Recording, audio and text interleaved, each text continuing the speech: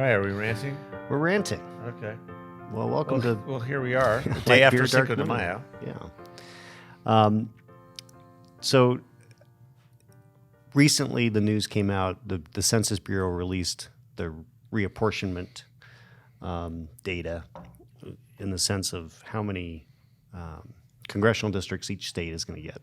And everyone, including myself, was expecting Arizona to pick up another congressional seat. And we didn't. California lost one for the first time in history, but we did not get one. And there's a lot of questions raised about that. So, I'm sure somebody will do some digging around on how is that possible when everyone was expecting it. And I ran the numbers. It means that the 9 districts, the average population of each district is going to be almost 800,000 people.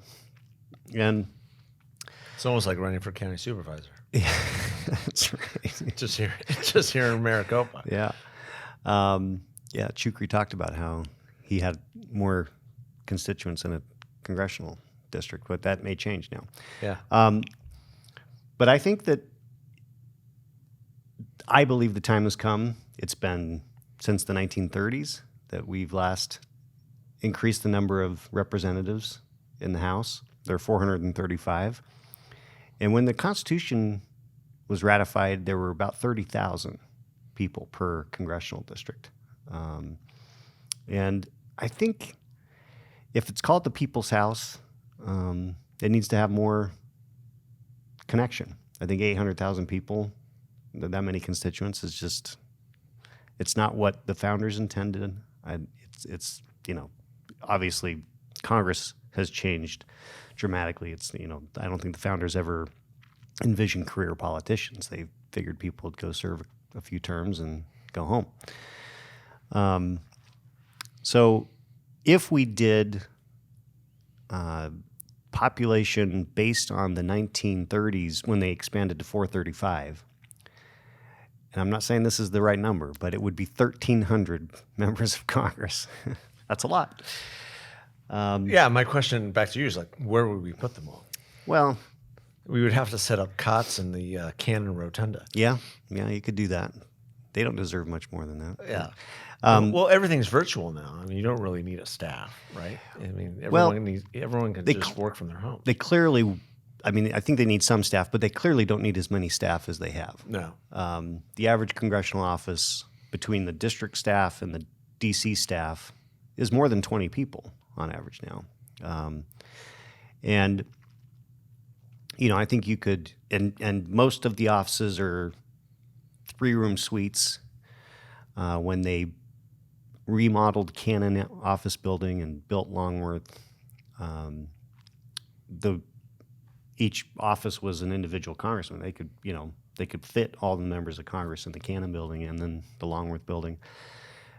But then they had built the massive Rayburn building, which is ugly. So that they could have more room. Yeah. I still get lost in that building. I was there for 14 years and still can't get myself around there. Yeah. So I don't know. I just think that we need more members of Congress. Now, people say, how can you be a small government conservative and think that we need more members of Congress? Isn't that just growing government? Well, I think we can say, if this is the budget, then let's not increase the budget to add more members of Congress. Let's just shrink, their budgets. So right now it's called the member representational allowance. I don't know exactly what the number is, and it's based on the size of your district and that kind of thing, because that's what pays for members of Congress to travel back and forth from their district to D.C., pays for their staff, pays for, subscriptions to newspapers, rent for the district office, all those things. Does congressional staff still read newspapers? I don't know. You go to the waiting rooms and they're laid out there for everybody to read. I don't think anybody no one touches them. Yeah, I think except people waiting to see the member of Congress. You would need to build at least 3 more buildings to accommodate something like that. Yeah, you could, if not 4. You could take the Ford building and repurpose it for members instead of just right now. I'm trying to remember who's in Ford right now. It's just the staff of different parts of Congress. You definitely need to have more space. But I think the space could be smaller. They wouldn't need as big offices as they have now if you cut their staffs down to 4 or 5 people. Yeah. So it might be controversial, but I think that the more people that a congressman or congresswoman represents, the less in touch they are. And, I guess I'd have to figure out I haven't done the math to say, okay, what would 400,000 people per district look like? How many members of Congress is that? Sure. My take on that is, most likely you wouldn't go back to the original, district change of 30,000 per district. Right. Most likely they would look at, population trends, and maybe even just pick an arbitrary number and back everything into it, knowing how Congress works. Now, the cynic in me would say, given, the power fluctuations in Congress, it would be a big fight to see where that reapportionment would lay. And you would have the blue states fighting because they're the population bases, fighting for what they would be owed. Well, and then it would be another fight between, I think, the coastal states in the middle of the country in terms of what's fair. Well, it really would pretty much, I think, wash out at the same kind of along the same lines as where they are now, because so I ran the numbers. If we did 400,000 people per district, that would be roughly, and there's variations because there's some states that only have one representative, although this would automatically give, I don't know that, Wyoming only has 500 and some thousand people. So even if you did the 400, they'd still only have the at-large. But Delaware might pick up one, and Rhode Island might pick up one. Montana just did pick up their second in this last reapportionment, but it would be about 825 districts, or 825 members of Congress. So that's a little bit, just under doubling. Yeah. I think that's totally doable, and I think it would make a lot more sense. I think that campaigns would become less expensive because there'd be more of them. It would be fascinating to watch the rush of people running for these new seats. Because if we did basically 400,000, that means Arizona would have 18 districts. Yeah, that would be an interesting independent redistricting campaign. You couldn't just have 5 members on that thing. Well, we'd have to change the.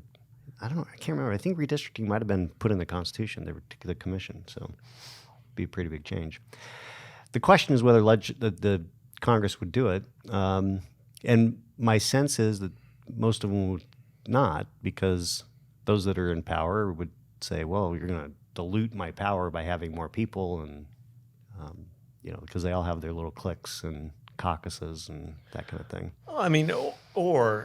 With the focus so much politically being on what's going on in California or New York or Illinois, again, the cynics would say, why would I want to give them more representation?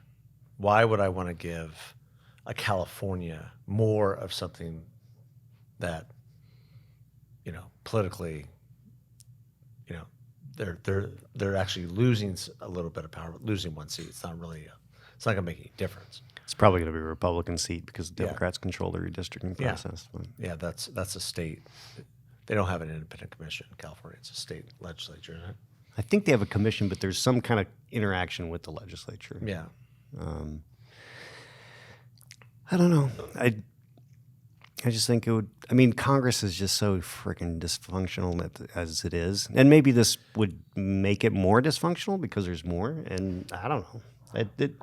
I would be interested in feedback from people. That's, I guess, what. Yeah, again, I just think that it's. I think you're right that people are entrenched with their power structures, whether you're Republican or Democrat. You're enjoying, what you have, and there are issues with that. I also agree that you can't stay at 435 forever. So what does that look like moving forward? And it would have to really be an exercise in bipartisanship in the truest No sense. question. Or else it's not going to float. And I think that's the fear. I think how do you get people together to expand something? I mean, Congress has a lower popularity approval rating than your local dog catcher. So No, yeah. So how do you really make that work? I don't think Congress's approval has been out of the teens since I worked there. Yeah, and that's not indicative of any party. I mean, it's always unpopular. It's just negative. It's And then when you ask people, what about your congressman? They think, oh, he's the greatest guy in the world, Right. the greatest woman ever to walk the earth. But if you ask them about Congress, right. They hate Congress, but they love their the most congressperson. dysfunctional thing ever. What do you think? Let's kind of change gears a little bit. What do you think this redistricting committee, which is made up of people we know, at least on the R side, and then one independent and then two Democrats. What do you think? I mean, their charge is going to be with this now. What do you think? I mean, we were all hoping that, okay, maybe we'll get one or two seats. You can kind of carve up Tucson a little bit because those two districts are a little dysfunctional. You've got District 1, which starts in Flagstaff, goes all the way through the Navajo Nation, down through Shoalo and Pine Top, over to Globe. I mean, it's great. And then it wraps around to Pinal County and Casa Grande. It's the craziest district on the face of the planet. Nuts. Well, what's interesting is that you can't call that gerrymandering. I don't know what you call it, but it's not that. It's something ugly. I think. I mean, they went into it, everyone with the expectation that, okay, how are we going to reshuffle the deck to add the 10th district? Now that that's not happening, all the districts are going to get, a little bit. Well, some will change, but some will, for the most part, they'll get bigger. Yeah. Because the numbers were based on, I think, April 2020 was when they finished. And I mean, you think about the growth that we've had as a result of COVID just since then. In the last year, we've added a bunch more people. So yeah, that's been the criticism, right? That hey, if you were to do this now, Arizona for sure would get an extra seat. Yeah, because of and California might lose too. Right. So New York lost a seat, and this is funny. New York loses a seat, and it's because they missed the threshold of keeping that seat by 849 people, which is a fraction of the number of people who died of COVID in nursing homes because of Cuomo's policies. In March. Yeah. That's unbelievable. So it's all Cuomo's fault for New York. They lost the seat because he screwed it up and put COVID-infected patients into nursing homes and, killed off a bunch of people. Now, it's probably not politically for California, they were going to lose one or two anyway. We knew that going in. Right. But because of the mass migration, not just to Arizona, but to Texas and Nevada and Tennessee, even Florida. Searching for greener pastures, and we're all hoping they keep their politics in California, right? Don't Californicate my Arizona. Right, and I think that if you moved here from California as a result of being fed up with California, I think you're probably going to like it, and they'll probably vote more Republican than Democrat. If you moved here because you're relocated for a job, that might be different. Yeah. But I'm not one who fears the politics of people who come here, because most people who make a move to Arizona are coming here for reasons of escaping lousy policies in the states they're in, or being attracted to what we're doing here in Arizona, which is a testament to, our state leaders, Yeah. the governor and the legislature. So, yeah, this redistricting, and so it'll be interesting to see how it plays out. Then there will be a lot less. What this will do is it will prevent a massive change in the legislature, because if there was going to be a new district, you'd see a bunch of legislators jump in different and lines changing. But at this point, the only retirement we have announced is Ann Kirkpatrick. Yeah. In Tucson. So that district will, I don't know what the districts will look like, but there will only be 9 of them. Yeah. So Yeah, I don't.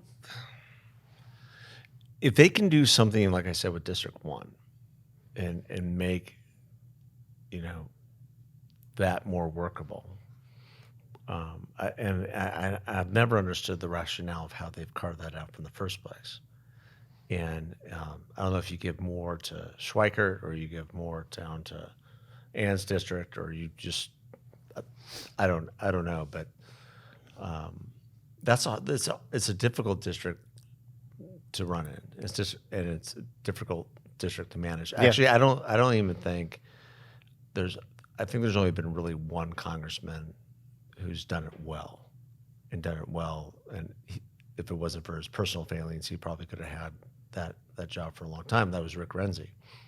He had a district director in pretty much every major population center, and every weekend he would literally fly to Phoenix, have somebody drive him to Flagstaff, and they would do the loop, and then he would be home Sunday for Sunday dinner and then back. yeah, Because I would ask him about it, and how do you do this? And people seem to respond well to you. He goes, "That's my schedule." yeah. I don't think anybody It was does brutal. that. It was brutal. I don't think Ann ever did that when she had the district, and certainly Tom, I don't think is doing that. No, it's difficult. It's a lot of ground cover, unless you have a plane. But even then, it'd be real hard. It's a lot. Real hard. I drove those roads a lot in my former life, and beautiful country, amazing people, a population that loves this country, and both miners, loggers, and then you've got the massive issues on the reservations that you have to deal with, and really everyone in that district just wants to be heard. They just want to be listened to. And if you go and meet with everyone, you have a good shot of winning. Yeah, yeah, that's true. So everyone's always like, "Oh, it's a Democratic district," and I'm like, "Well, not yes, but no." Yeah, you it's gotta figure definitely it out. its own. It's not. You can't really characterize it as a Democrat district. I mean, this is. I grew up in Show Low, so there were lots and lots of Democrats when I was growing up there, but they were very conservative. Yeah, and that district. I don't know what the results were from this last election, but in 2016, Trump won that district. yeah. So 825 members of Congress. I think I like that. 825 Or 835. I don't know. Maybe we just So double. joint session of Congress, you would have to maybe, rent out RFK. Well, yeah. See, I didn't even think about I was just thinking about the office buildings, but you think about the Capitol and That's a lot of people zipping around the Capitol. that you couldn't fit them all in the Capitol. No, you have to build a whole new Capitol, which you could do. Yeah, There's I enough suppose you space, do, but why would you do that? yeah, I don't know. Just to have them come and vote. I mean, look, I think at some point there's gonna be a move to vote electronically, remotely. Yeah, There's got to be. And maybe that's the solution. Maybe the problem is that they're spending too much time in Washington, and they have to be there to vote, so they can vote, by a secure network, whatever. I mean, if we can, I think you're exactly right. if I can be in London, England, and swipe my credit card and instantaneously have it approved, there's certainly way. And you know, I mean, we've got the technology. We figured this out. You could put your voting card very well. I mean, have an apparatus. Let's say they want to keep some sort of semblance of uniformity.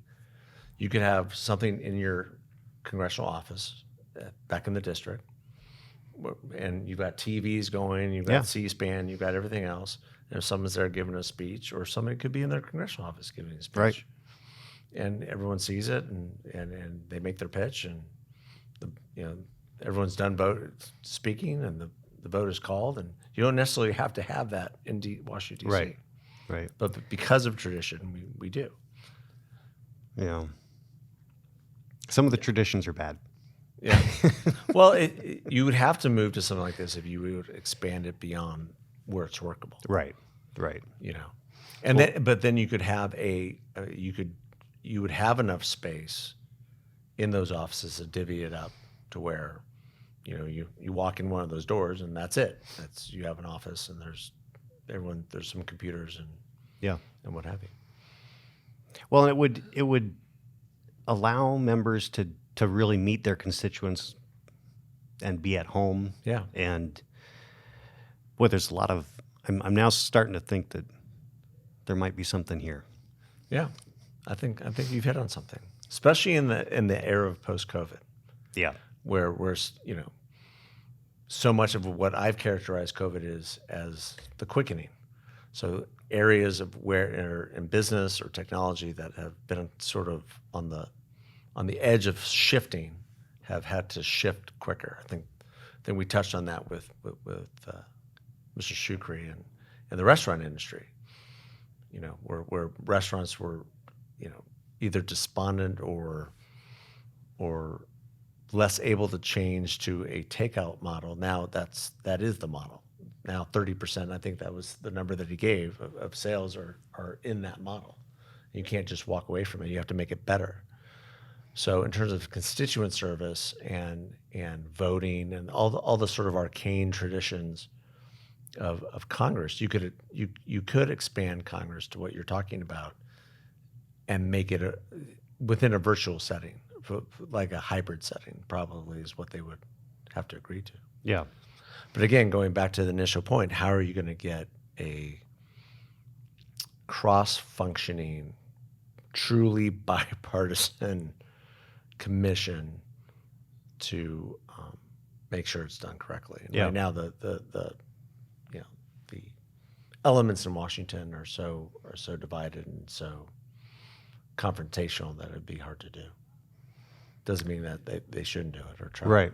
Well, so I'm corrected. The last time when we expanded to 435, it was 1929. Population has nearly tripled since then. Yeah. It's pretty crazy. So that's right.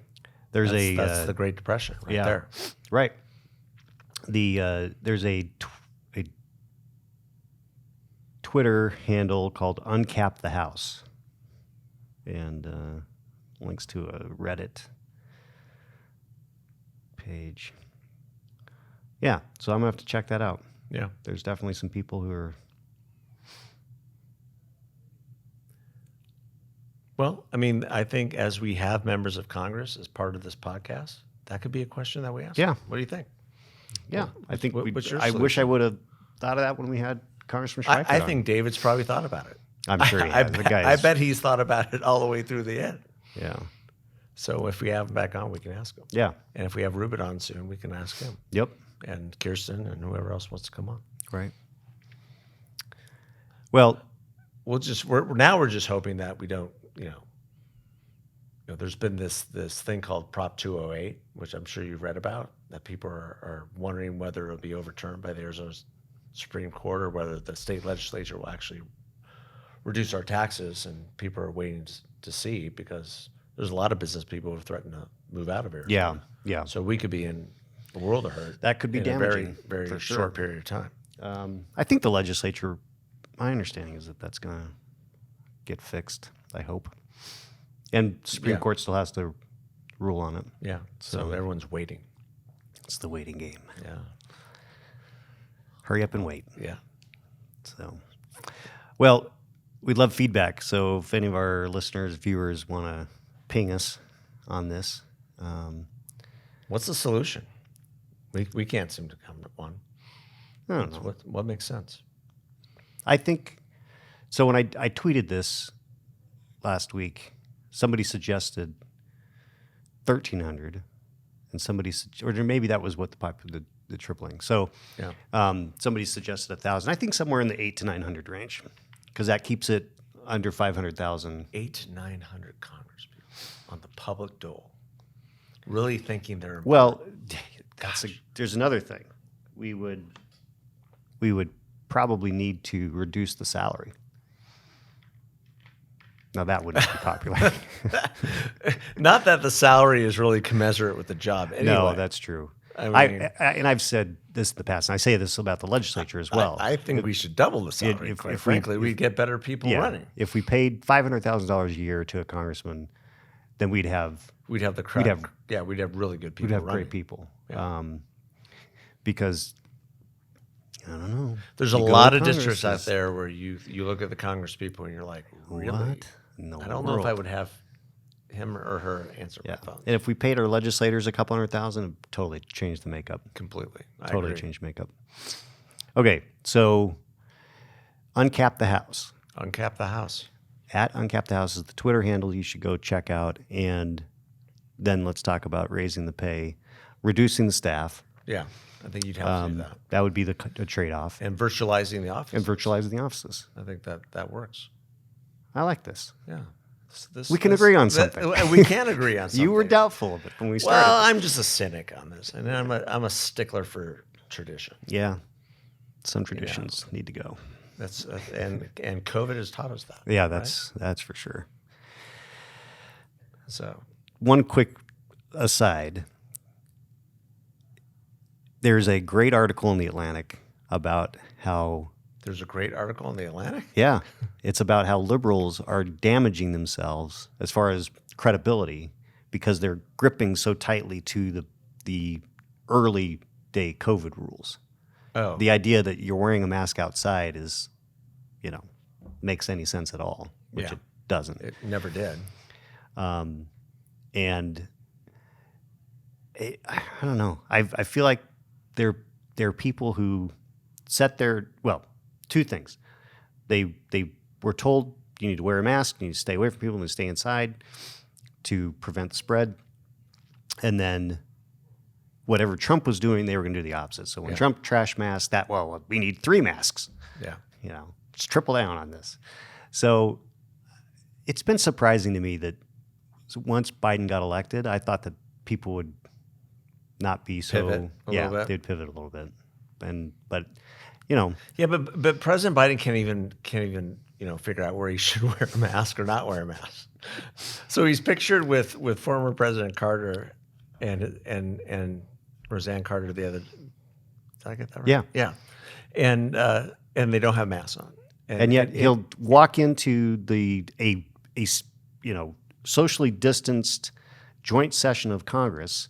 For his address with his mask on, and until they all he gets have to the masks podium. on. They all had masks on. It's like they've all been inoculated. I thought it was they've all been have the vaccine, and I thought it was 6 feet if you're not masked. Yeah, I mean this 6 feet and a mask it just is so absurd. Oh, CDC just released updated COVID numbers as far as. That originally there was 6%. They were reporting 6% of COVID deaths were COVID only. Yeah, it's now 5%. Oh, of course. The comorbidity went from 3 point something to 4 comorbidities on average, which means that if you are healthy and not fat, you are very unlikely to have any serious issues with this. Yeah. Very, very unlikely. We're doing well, Robert. He's checking us out. Oh, good. It's about time.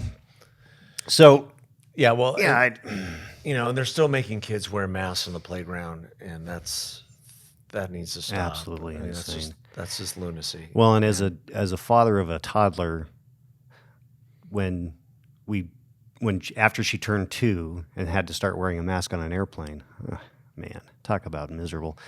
And no sense. At 23 months, you're completely fine. At 24 months, all of a sudden you're an infectious disease. You're a danger to America. Well, a 2-year-old is a danger to America. You just never know what it's going to get into. It's not, but not from COVID. No, So. not from COVID. Well, I mean, and I mean, the other thing that in terms of masking and immunizations and everything else that we aren't talking about, nobody's talking about. I just listened to a whole podcast the other day on vaccinations and what the Biden administration wants to do.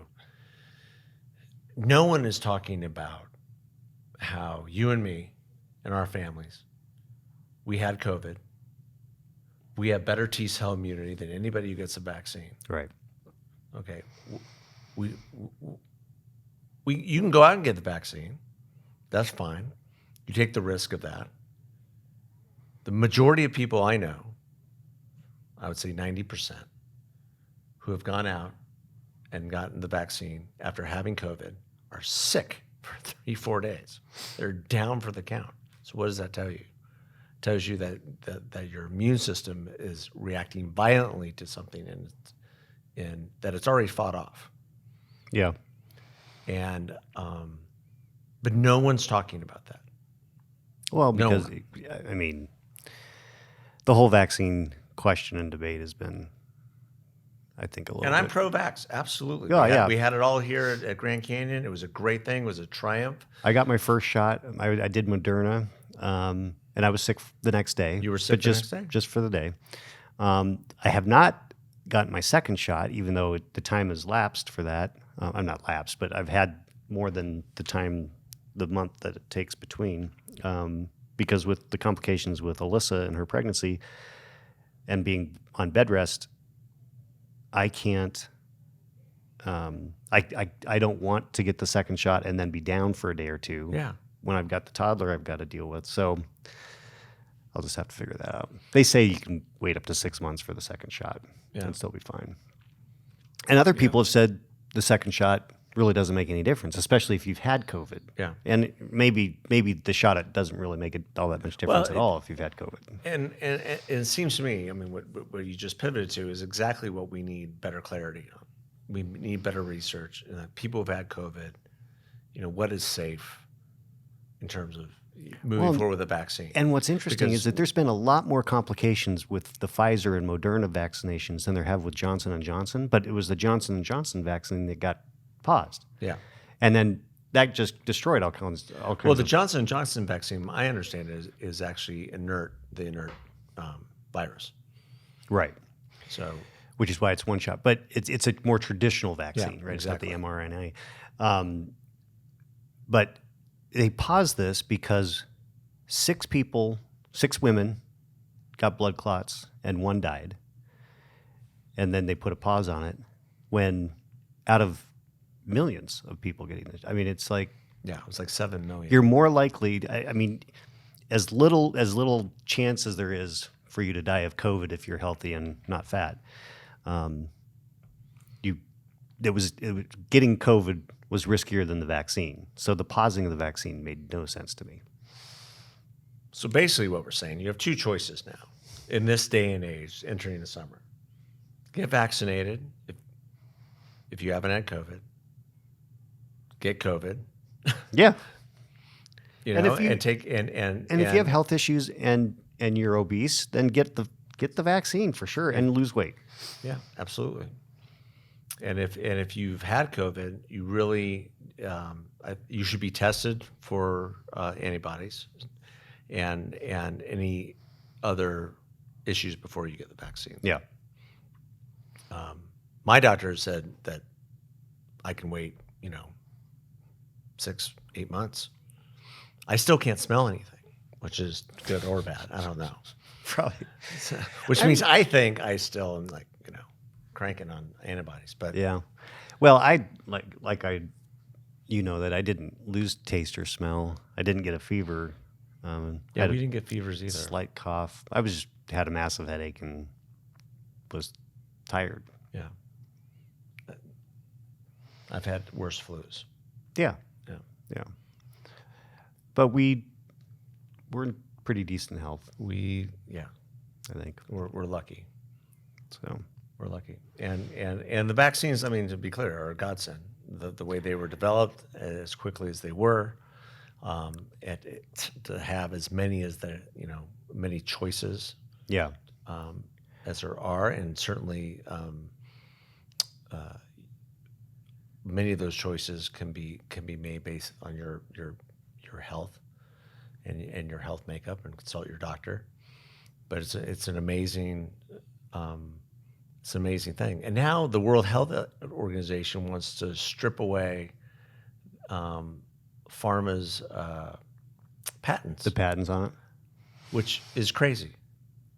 So that some little pharma company in India or China can then take those patents and remake the Right. vaccine, Yeah. which is so unsafe and so not appropriate. Well, it's.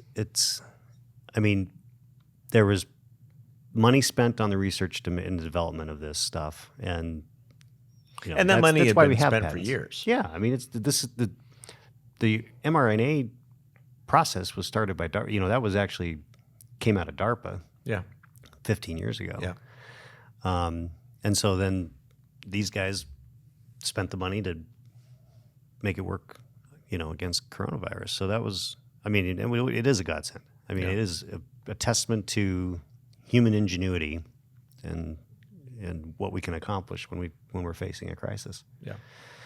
Just need to be smarter about what's really, again, I get the masks outside thing. It just drives me bonkers because you just can't get it. No. By walking past somebody, unless they literally sneeze in your face Yeah. with less than 2 feet away or something. I don't know. Which is not going to be happening. No. All right. So expand the house. No masks outside. No masks outside. 1,000 points of light. Get a vaccine if you want. I think that's it for today. Stay the course. That's right. Thanks for listening. Have a good one. We're light beer, dark money. Dark money. Thank you.